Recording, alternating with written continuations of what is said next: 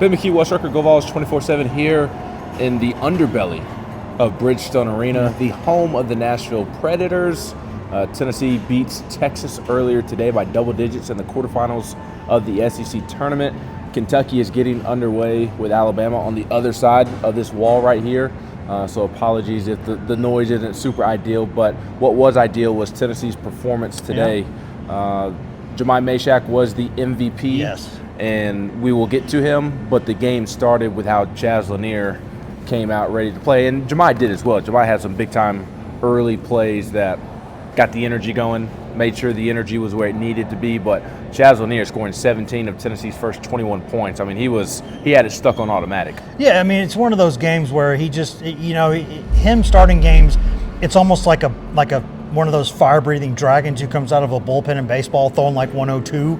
I mean, he comes out hot to start games. Like, he goes aggressive, and when those shots are going in, man, Texas had to call a couple timeouts to get things sorted to kind of turn the tap off there because they couldn't do anything with him. I mean, eventually they started just holding his jersey, and that's why he didn't go for 40. But man, what a big start he needed it to. You wondered about the last time he was in Nashville, his hometown, the end of that Vanderbilt game. We all know what happened there, and kind of wondered, how would he bounce back in his hometown? Well, he put on today. Yes, he certainly did. So did Jemai Mashack, and quite frankly, Jemai Mashack has been pissed off this week because he did not win SEC Defensive Player of the Year, and it's an odd situation because Jemai is correct in feeling the way that he does, but his teammate, his really good friend, is the one that also won the SEC Defensive Player of the Year. And I asked him post-game in the locker room, how do you balance that and balance those emotions? And he said everything that you're supposed to say, of course. And I think he was being genuine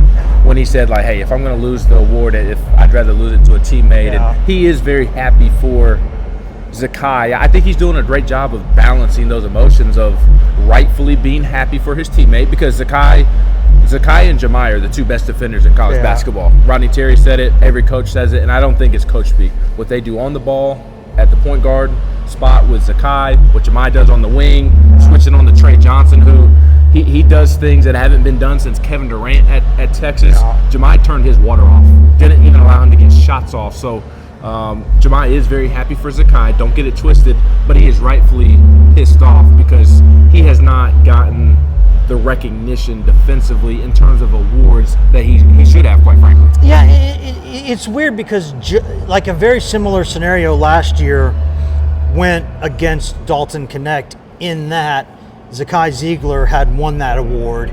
He was still there the next year. He was still really good the next year. So he was probably going to win the award again because that's just how it goes. And, Zach Edey wins all those awards as a junior. And no matter what Dalton Connect did that next year, and I think in fairness, it went to Edey for a reason. But what I'm saying is it was not even considered that it was going to, because it was going to go to Zach Edey. I think with Ziegler and defense, it's the same thing. I mean, you could argue for either one of them winning the award. It would be great if they could split the award because that's really what it should be. But, yeah, I mean, when you're Jemai Mashack and you put every ounce of everything that you have into being an unselfish basketball player, and the one thing you're selfish about is wanting that unselfish award, yeah, I mean, you can tell why that's grinding his gears, because he has as much shout to that, or as much claim to that, as Ziegler does. And today he was awesome defensively. Unbelievable. I mean, Trey Johnson, I don't know if people understand him taking, 8 shots in a game. It's like Dalton taking 8 shots in a game. How bizarre that is. Like, that dude just needs half of a step. He needs an eyelash to get off a shot from anywhere inside of 25 feet. He has got one of the best mid-range to kind of deep-range two-jumper games that you'll see. Some people don't love that shot. He does. Nate Oates would not love it, I tell you that much. But he's great at it. It's like a layup for him. And, he makes the shots when he takes them. So you have to prevent him from taking shots. And I think Mashack did most of that. But I think Gainey and Ziegler also get some shots for that, because whoever was on him, they just blanketed him. Even the shots that he made, pretty much every shot Texas made in the second half was a tough shot. There were no gimmies there. They had to earn every bit of that. Really strong performance from Tennessee today. It treated Texas the way that it should have. Yeah. Wasn't a perfect performance by any stretch of the imagination. Defense maybe slipped a little too much in the first half outside of Jemai. But overall, you can tell, speaking of being pissed off, that this is a pissed off basketball team, and it starts with those senior leaders, Zakai Ziegler and Jemai Mashak. A lot of talk about whether you should put your best foot forward here in Nashville this week, but Zakai and Jemai, I mean, they're still bothered by what took place last year, how they got embarrassed and how they were bullied, out-physicaled. Mississippi State had a more effort and toughness last year. That clearly stuck with them and bothered them, and it's been a point of emphasis these last couple of days preparing for this thing, and it was evident in how they played. Like, this matters for them because mostly they want to right the wrongs of last year. Yeah, I mean, it's the way that teams treat this tournament.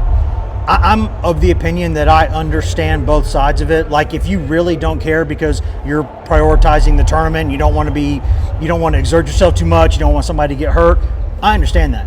But if you want to go out here in the best year the SEC's ever had and go win the SEC tournament, I'm not going to fault you for that either. And you know, it's at the end of the day, when the ball goes up in the air, it's a game and it counts. And these guys, this is their state. They did not have a good year last year. Here now, they made a nice run in the NCAA tournament afterward, but it still bothered them, and it should. And I think, honestly, Ben, there's just a couple of small details, like Ziegler and Lanier, the free throw shooting, they got to get that fixed because that's an issue. And the other thing is, Zakai Ziegler has got to stop getting in first half foul trouble. He avoided that almost his entire career. The past month or so, it's happened too many times, and it absolutely could cost Tennessee its season. Like, that's how fine the margins are. He had a plus 15, the highest plus minus of anybody on the floor. Problem was, he couldn't play as much in the first half. In the second half, he takes over the game. So they just clean up those things, but play with the same intensity, you're good. And you're going to need that intensity tomorrow. You've got a rematch with Auburn, and frankly, I'm very curious to see where both teams are at. Auburn looked pretty good today, had its moments where it looked a little shaky against Ole Miss, but looked like Auburn down the stretch and pulled out the win that we became accustomed to seeing them pick up before the little 2-game losing streak to end the season. Which Auburn shows up tomorrow? The one that's kind of been on the ropes of late, or the one that Tennessee saw back on the plains at the end of January? And then I think it's going to be a good barometer for where Tennessee's at as well going into the NCAA tournament. Well, and I also think that you can't ignore the fact that it also is a Bruce Pearl against Tennessee game. And so I think we know how seriously the Pearl family is going to take it, right? We know, I would imagine, because he's Bruce, he'll let ESPN in for the pregame speech. I'm sure he will. It's one of the things he does best. He's really smart about it. But they're going to be fired up. He's going to get them ready to go. They're going to be ready to go play. And then it's a matter of, first, how the game is called. Because that game tomorrow, I mean, it was hand-to-hand combat down at Auburn. And it was, I mean, if it's one of those games where if they don't call a bunch of early fouls, those teams might kill each other. So but how that game is called is huge, because Auburn extends defensively and really pressures you, traps a lot. And Tennessee, we know what the pressure is for 94 feet on the ball. It's intense. So yeah, I mean, they're competitive guys. Ziegler knows how that game ended. In Auburn, he knows. He said, I mean, remember when he said that night, he was like, you know, basically we want to see those guys again. And well, here's your chance. It's not for the whole thing, but it's a big deal. And ho-hum, if you're Tennessee, you win the next 2 days, you're number 1 seed in the NCAA tournament probably. So, yeah, that's a big deal. It absolutely is. Tennessee and Auburn will play tomorrow at 1 p.m. Eastern on ESPN when it goes to the SEC Tournament Championship game. We've got plenty of coverage from today's win over Texas already up on the site, and more coverage to come. Tennessee baseball just wrapped up a series opening gritty win over Florida. Patrick Brown is at Lindsey Nelson Stadium as we speak, speaking to Tony Vitello and players, so be on the lookout for Patrick's baseball coverage as well. He's Wes Rucker. I'm Ben McKee.